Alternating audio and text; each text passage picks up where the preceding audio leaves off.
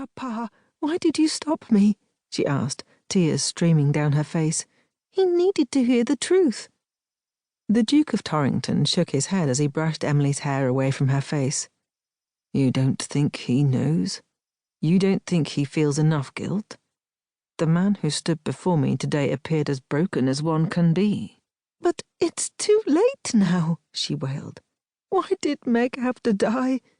Her father was our cook and she died of hunger.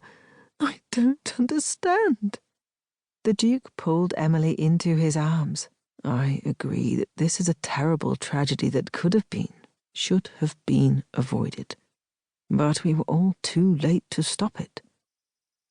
Emily pulled away and stood up. She wiped the tears from her face angrily. "It wasn't our job to protect her. It was John's. He is her father." Looking through the leaves that framed the gazebo's opening, she could just see the people still gathered to mourn Meg, and Emily remembered the last time she had seen her friend alive. They were playing in the large oak that towered over the far corner of the grassy area that surrounded Moss's garden. The maize pond, as it was called by all who knew of it, was one of Emily's favourite spots in the whole world, but a close second was the oak where she and Meg would often play. The tree was all but invisible from the prying eyes of the house because of the garden that lay between it and the back portico.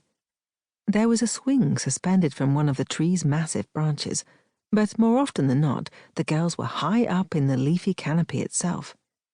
Emily knew that her mother and father would be horrified to know she climbed trees in their absence, but never did she feel so free as she did when she and Meg were sitting up on the swaying limbs of that ancient oak. She could still see Meg ever so clearly in that tree. Dangling from a lower branch by her legs, her long strawberry blonde hair nearly brushing the ground as the gentle breeze whirled it around Meg's freckled face. Emily was only a year older than her friend, and she felt as if she were more her sister than her employer. They had grown up together. Meg would even join her in her studies regularly. Emily had already decided that Meg would be her trusted lady's maid when they grew up. They would never be apart.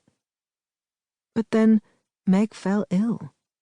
It was just a cold, but the Mosses didn't want Emily to catch it, so they told Johns to keep his daughter isolated in their quarters, a small cabin-like building just outside the kitchen, until she was well again. Days went by without Emily seeing Meg. After Emily was caught twice, passing notes to her friend through the small window of the cabin, her mother forbade her to leave the house, and she insisted her young daughter be forever by her side. 2 weeks later, Meg was dead. Emily had tried to see Meg right away, if only to prove she was really gone, but of course no one would let her near the body. Emily was a resourceful sort, however, and she knew that if she hid in the bushes near where the maids did the laundry, she would learn everything being said in the house. The servants were loyal to the Mosses, but even loyal employees will gossip among one another. It was there, alone in the prickly foliage, that Emily had learned the truth. There had been a large party held by the Duke and Duchess to celebrate their 10th anniversary. It had been an elaborate affair that showcased the amazing culinary skills of their prized chef Johns. Knowing that the soiree would succeed or fail based on his performance, the man worked night and day on his menu, trying one recipe after another until just the right one presented itself and made its way indelibly onto the serving list. Night after night the chef fell asleep in the kitchen, head down on the flour-covered surface before him. Although he had tasked a lesser maid to deliver food and drink to his ailing daughter, he never once took the time out of his busy day to check on Meg himself.